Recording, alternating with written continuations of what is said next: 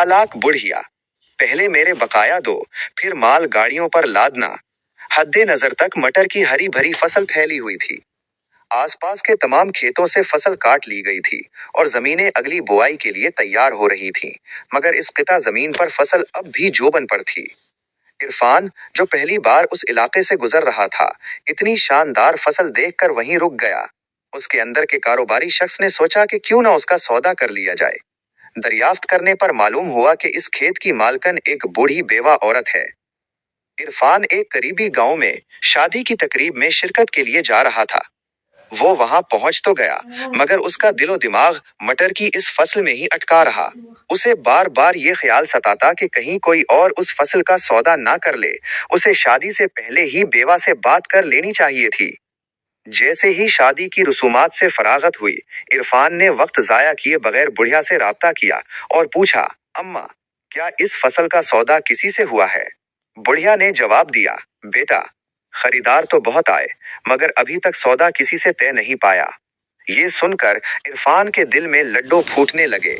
उसने फौरन अपना पैंतरा बदला और बड़े हमदर्दाना लहजे में कहा, अम्मा, मैं फसलों की कटाई का ठेकेदार हूँ। आप बताएं इस फसल का क्या लेंगी? बुढ़िया बड़ी सादगी से बोली, बेटा, मैं एक बेवा औरत हूँ, सारा साल उसी जमीन की कमाई से मेरा गुजर बसर होता है। जो मुनासिब समझो दे दो। इरफान ने सोचा कि बुढ़िया को मार्केट के भाव का इल्म नहीं है, लिहाजा उसकी सादगी का फायदा उठाते हुए उसे लौटा जा सकता है। उसने कहा, अम्मा, देखो, मुझे ये माल दूर लेकर जाना है, गाड़ियों का किराया बहुत लगेगा। मैं तुम्हें इस फसल के इसी 1000 रुपए दूंगा।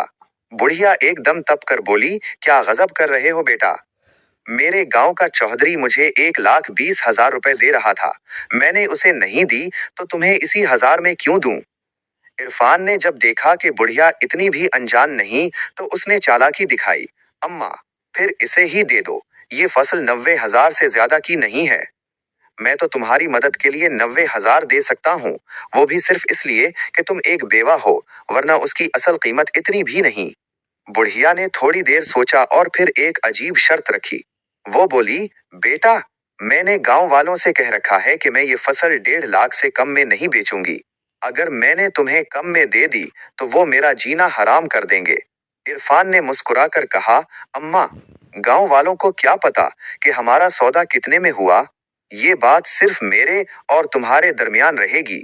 बुढ़िया ने पैंतरा बदलते हुए कहा, एक सूरत है, तुम मुझे 90,000 ही दे दो, लेकिन अगर कोई गांव वाला पूछे तो कहना कि सौदा 1.5 लाख में हुआ है, 90,000 अभी दे दिए हैं और बाकी 60,000 माल ले जाते वक्त दूंगा। इस तरह मेरी इज्जत भी रह जाएगी और तुम्हारा काम भी हो जाएगा। इरफान को लगा कि ये तो बहुत सस्ता सौदा है। उसने फौरन हामी भर ली। फसल की कटाई शुरू हुई।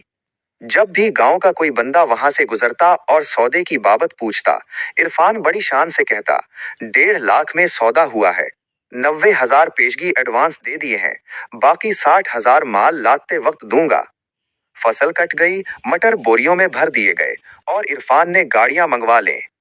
जब मजदूर बोरियां लादने लगे तो बढ़िया अचानक सामने आ खड़ी हुई और बुलंद आवाज में बोली, ठहरो, पहले मेरे बकाया 60,000 रुपए दो, फिर माल गाड़ी पर लादना। इरफान के तो होश उड़ गए। वो हुक्का बका होकर बोला, कौन से बकाया? अम्मा, जो रकम तय हुई थी वो तो मैं पहले ही दे चुका हूँ। बुढ़िया ने रोना धोना शुरू कर दिया, लोगों देखो, ये शहर का बाबू मुझ बेवा को लौट रहा है। उसने खुद सबके सामने माना था कि 60,000 रुपए बाकी हैं। शोर सुनकर गांव वाले इकट्ठे हो गए। सब ने एक जुबान होकर गवाही दी, हाँ, हमने खुद इसके मुंह से सुना था कि 1.5 लाख में सौदा हुआ है और 60,000 अभी बाकी हैं। इरफान बुरी तरह अपने ही बने हुए जाल में फंस चुका था। इसे मालूम था कि अगर अब उसने सच बोला तो गांव वाले उसे झूठा समझकर मजीद मारेंगे, और अगर खामोश रहा तो 60,000 का चूना लगेगा। आखिरकार इसे मजबूरन मजीद 60,000 रुपए निकालकर बुढ़िया को देने पड़े, क्योंकि पूरा गांव उसके खिलाफ गवाही दे रहा था। इरफान अपना सर पकड़कर बैठ गया। उसे बुढ़िया को बेवकूफ बनाने की कीमत अपनी जेब से अदा करनी पड़ी थी। नतीजा, जो दूसरों के लिए गड्ढा खोदता है वो खुद इसमें गिरता है।